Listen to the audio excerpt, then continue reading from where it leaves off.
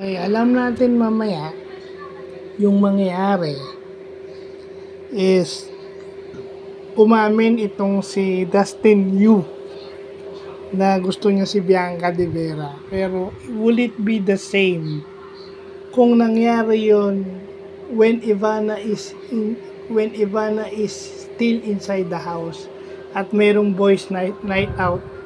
Ganon din kaya yung sasabihin niya na she likes Ivana. O yun ha.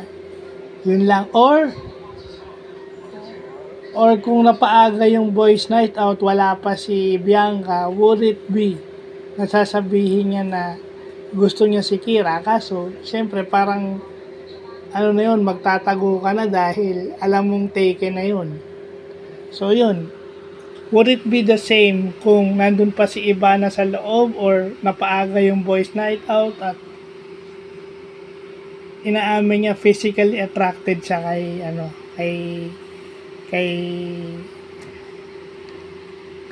Kira? Well, dito na lumalabas, no, yun din yung sinasabi ni River at saka ni Michael na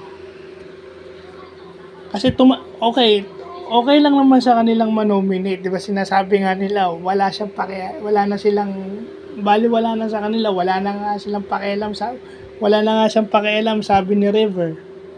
Kasi hindi mo naman pwedeng baguhin yung sarili mo just to please the housemates. Diba? And then yung sasabihan mo, yun, mabigat na word yung insensitive. Yung sinasabi ni Michael na nagpa-plastikan, yun. Hindi porket walang nagno-nominate sa'yo na housemate is hindi makikita yung tunay mong ugali. Okay, fine. In terms of Bianca, kung gagamitin mong reference yung kay Bianca, kay Kira, kay Ivana, okay, he's still single. Pero nakikipag-plastikan ka. Yeah, it's a game. You strategize. Dahil siyempre sa negosyo, kailangan mo mag-strategize. Pero the moment you strategize is the moment na hindi ka na nagpapakatotoo sa sarili mo. Kasi you always think. It's not pure intentions anymore. So yun. At saka ito na lang sasabihin ko sa inyo ha. Habang sikat na sikat yung Dasby sa loob ng PBB house. O yun sa mga nagsasabi na dating na si Ivana.